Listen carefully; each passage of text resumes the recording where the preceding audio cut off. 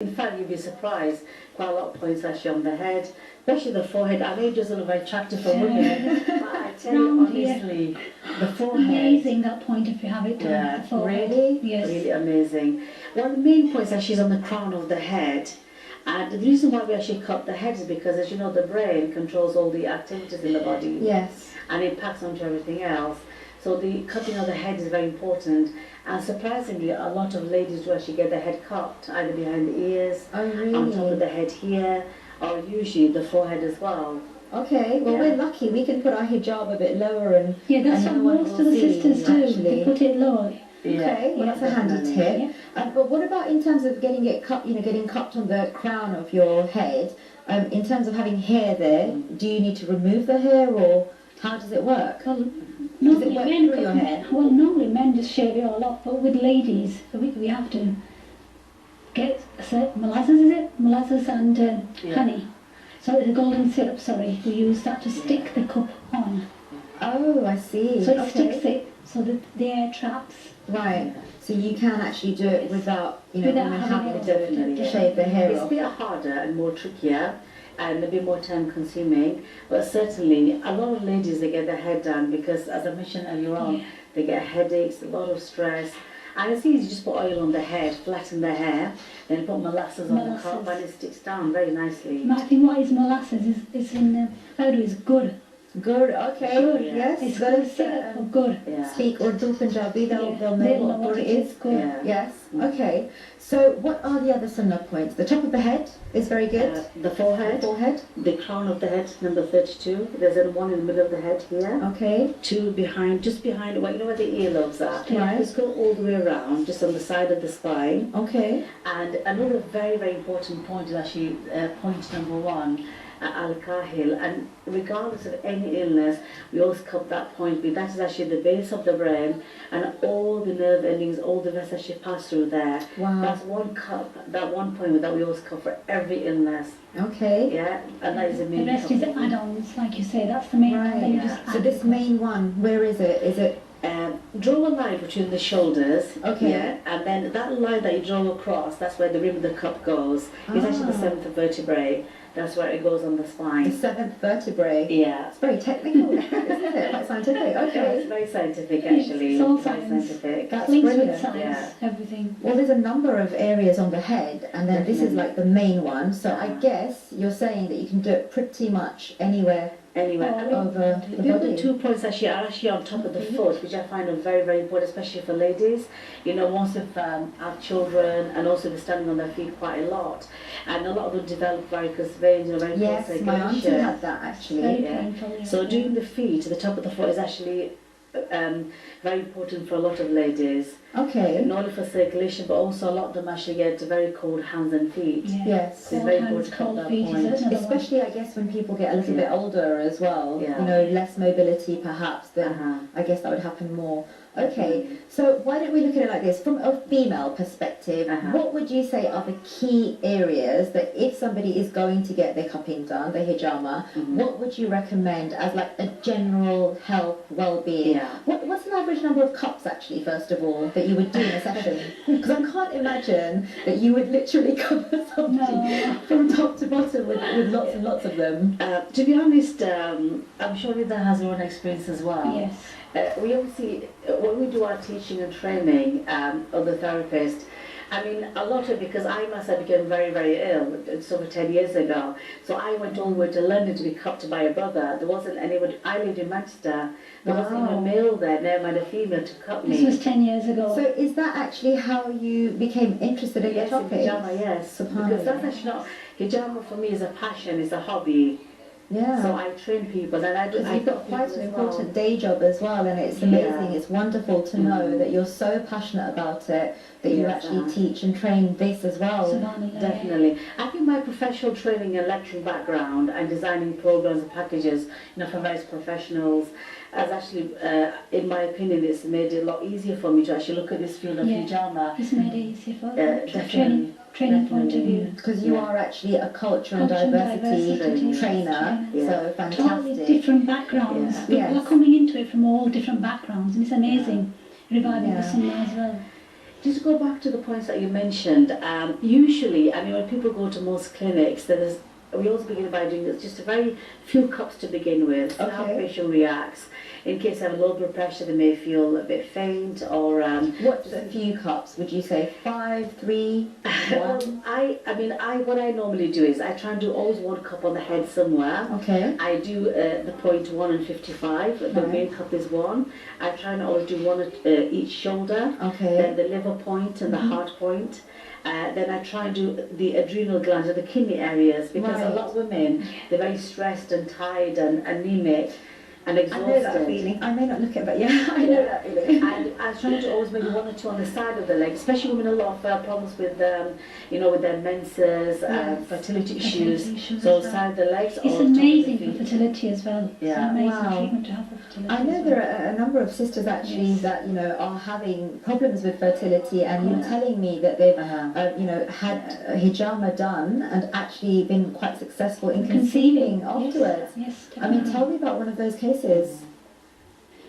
know you can't go into I can't go into personal details, but just there are ladies who've had conventional medicines. They're all okay. They're getting the normal periods. There's nothing wrong with both of the couple, and they still can't conceive.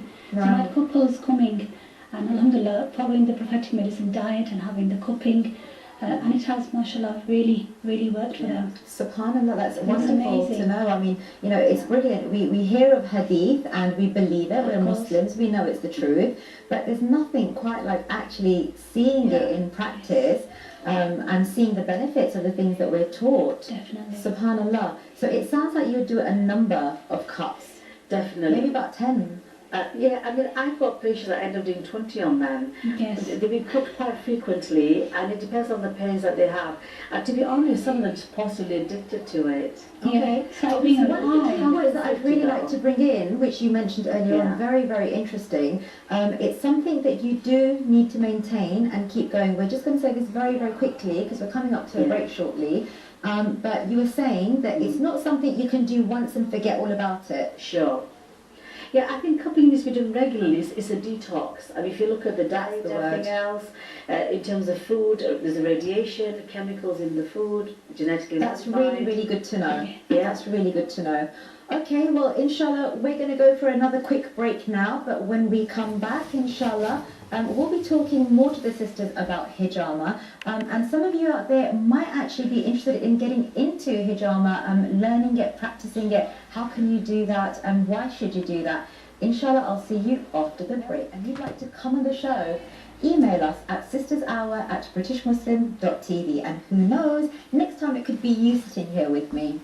Now, sisters, let's carry on with hijama. There might be some sisters who are watching who would like to get involved. How would they do that? Well, the sisters can get involved in many different ways. One is initially to actually get the hijama done, to get the experience of it. The most beneficial part of it. Yeah, the most beneficial part of it. And one of the reasons actually a lot of ladies do actually contact us, apart from the aches and pains, there are a lot of spiritual issues around. Problems with, for example, like nazar, or evil eye, black magic. There's a lot of that happening, so they do. That's one of the reasons they ring up and say, right, this is what I want to. Okay. It's really beneficial.